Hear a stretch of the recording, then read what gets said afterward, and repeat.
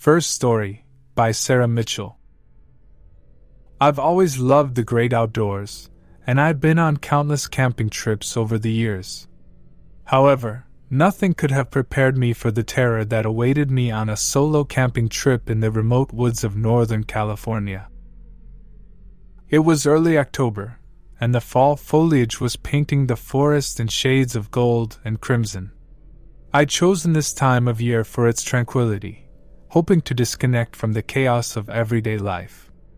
Armed with my trusty backpack, tent, and camping gear, I ventured deep into the wilderness. The nearest town, Arcata, was a good hour's drive away, ensuring my solitude. The first night was peaceful. I set up my campsite by the river and watched the stars twinkle above. The gentle gurgling of the water and the rustling leaves provided a soothing lullaby as I drifted off to sleep. The second day, however, brought an unexpected encounter. I was exploring the dense woods when I stumbled upon a dilapidated cabin. Its walls were adorned with eerie graffiti, and shattered windows told a story of neglect. Intrigued, I approached cautiously, only to discover that the door was slightly ajar. Nervous curiosity got the best of me, and I pushed the door open further. The interior was in shambles, with moldy furniture and debris strewn about. As I took in the unsettling scene, I noticed something that made my blood run cold, a crude drawing on one of the walls depicting a person with empty, hollow eyes. Shaken, I quickly retreated from the cabin, my mind racing with unsettling thoughts. I returned to my campsite and tried to shake off the unease. Nightfall brought with it an eerie silence that enveloped the forest. I lay in my tent, listening to the unsettling sounds of the wilderness outside. Just as I was about to drift off to sleep, I heard something that sent shivers down my spine, a distant, haunting chant. It was as if a group of people were murmuring in unison, their voices carrying through the forest. I strained my ears, trying to make out the words, but it was impossible to decipher. Fear gripped me, and I remained motionless in my tent, clutching my flashlight like a lifeline. The chanting grew louder and closer, the words unintelligible yet undeniably ominous. I couldn't shake the feeling that I was being watched. Hours passed, and the chanting eventually faded into the distance. I didn't sleep a wink that night, my mind haunted by the bizarre encounter and the inexplicable sounds. At the first light of dawn, I packed up my campsite and left the forest behind, never looking back. To this day, I can't explain the strange cabin, the unsettling drawing, or the haunting chant I heard in the woods. All I know is that I'll never return to those remote Northern California woods, where a sense of dread lingers like a ghostly presence. Second story, by James Anderson. My friends and I had been planning a camping trip in the Oregon wilderness for months. We were excited to escape the city and immerse ourselves in the beauty of the Cascade Range. Little did we know, our adventure would take a nightmarish turn that would forever haunt our memories. We set out from Portland on a crisp autumn morning, our backpacks loaded with supplies, and our spirits high.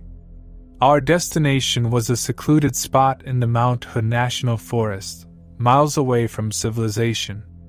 The air was filled with the earthy scent of pine trees, and the vibrant foliage made it seem like we were stepping into a postcard. The first day was everything we'd hoped for: hiking, fishing, and sharing stories around the campfire. We pitched our tents near a serene lake, its crystal-clear waters reflecting the majestic mountain in the distance.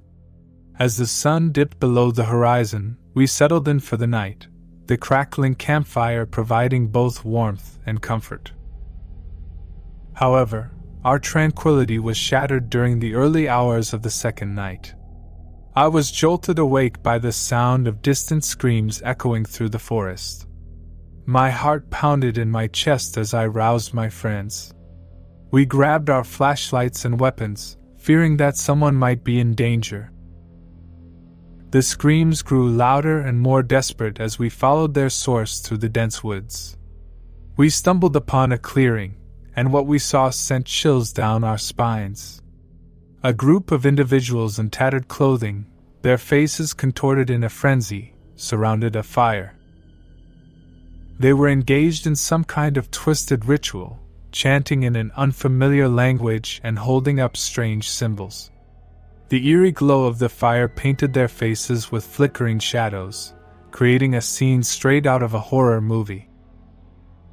We crouched in the shadows, paralyzed by fear and uncertainty. It was clear that these people were not your average campers. They were something else entirely.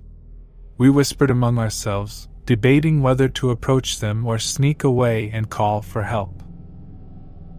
As we hesitated, one of our group accidentally stepped on a dry twig, producing a sharp crack. Instantly, the chanting stopped, and all eyes turned toward us. Panic surged through me as we locked eyes with those deranged figures, their expressions shifting from maniacal fervor to a cold, calculating stare. Without a word, we turned and fled, crashing through the underbrush as we made our escape. The forest seemed to close in around us, and the distant screams of the cultists pursued us like vengeful spirits. We didn't stop until we reached the safety of our campsite, and even then, we didn't dare sleep. At first light, we packed up our gear and hiked back to civilization, vowing never to return to that cursed place. We reported the disturbing encounter to the authorities, but no trace of the cultists was ever found. To this day, the memory of that nightmarish camping trip in the Oregon wilderness continues to haunt our dreams. Third story, by Mark Thompson. I had always been a fan of solitude, and nothing was more alluring to me than the idea of a solo camping trip in the remote woods of Vermont. With my backpack, tent, and a map in hand, I set out to immerse myself in the rugged beauty of the Green Mountains. The journey began on a crisp autumn morning as I left behind the town of Stowe and ventured deeper into the wilderness. The leaves had turned brilliant shades of red and gold, creating a stunning mosaic of color. It was the perfect backdrop for my escape from the hustle and bustle of daily life. I found an isolated clearing beside a tranquil stream and set up camp. The serenity of the surroundings was intoxicating. The first night passed without incident as I lay in my tent, listening to the soothing sounds of the forest, the whispering wind, the babbling stream, and the occasional hoot of an owl. However, on the second day, I noticed something unusual. While hiking along a rugged trail, I stumbled upon a set of footprints that weren't mine. They were fresh, and my heart quickened as I realized I wasn't alone in these woods. Someone else was out here with me. I followed the tracks cautiously, my senses on high alert. The footprints led to a small, dilapidated cabin nestled deep in the forest. Its windows were boarded up, and the door stood ajar, creaking eerily in the wind. My instincts told me to turn back, but curiosity got the better of me. Inside, I found a scene of utter chaos. The floor was littered with broken furniture, and strange symbols were scrawled on the walls. It was as if the cabin had been the site of some dark and twisted ritual. A shiver ran down my spine as I quickly left the unsettling place. That night, I couldn't shake the feeling of being watched. Every rustle of leaves and snap of twigs sent my heart racing. I tried to convince myself that it was just my imagination, but a nagging sense of unease refused to dissipate. The following day, I discovered something even more unsettling. My campsite had been tampered with. My food had been rifled through, and the pages of my journal were scattered around. Someone had been here, and they were getting closer. Dread gnawed at my insides as I realized I was being hunted. I packed up my gear and made a hasty retreat, trying to put as much distance between myself and the unknown threat as possible. My footsteps echoed through the forest as I moved with urgency, but I couldn't shake the feeling of being pursued. As night fell, the forest seemed to close in around me, and I knew I had to find safety soon. I stumbled upon a ranger station, and to my relief, it was inhabited. I reported my ordeal to the ranger, who immediately called for backup. A thorough search of the area revealed no sign of my pursuer. It was as if they had vanished into thin air. To this day, I have no idea who or what was stalking me in the remote woods of Vermont, but the memory of that terrifying camping trip will haunt me forever. Fourth story, by Maria Rodriguez. Colorado's Rocky Mountains had always held a special place in our hearts, so when my friends and I planned a camping trip in the backcountry near Telluride, we were filled with excitement and anticipation. Little did we know that our adventure would take a dark and harrowing turn. Our group consisted of 4 friends: myself, Ben, Emily, and Alex. We were experienced campers, having spent countless weekends exploring the great outdoors. Our destination was a remote spot deep within the San Juan National Forest, far away from the crowds and civilization. The first day of our trip was picture perfect. We set up camp by a pristine mountain lake, surrounded by towering pine trees. The air was crisp and invigorating, and the clear skies promised a starry night ahead. We spent the day hiking, fishing, and sharing stories by the campfire. As night fell, we gathered around the fire, our laughter and the crackling flames providing warmth and comfort. It was a scene of pure serenity, until the peace was shattered by an unexpected intrusion. 2 figures emerged from the shadows, their faces hidden beneath hooded jackets. They approached our campsite with slow, deliberate steps, and our conversation died down as we watched them with growing unease. They didn't say a word as they stood there, their presence heavy and menacing. Tension hung in the air as we exchanged uneasy glances. Emily cleared her throat and asked if they needed something. The taller of the 2 strangers finally spoke, his voice low and gravelly. "We're just passing through," he muttered. "Don't mind us." His words did little to ease our anxiety. They had no camping gear, no backpacks, and no discernible reason to be out here in the wilderness at this hour.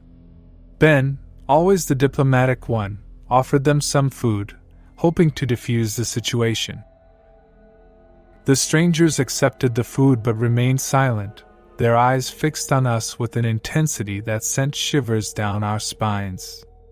We tried to resume our conversation, but their presence cast a pall over the campfire.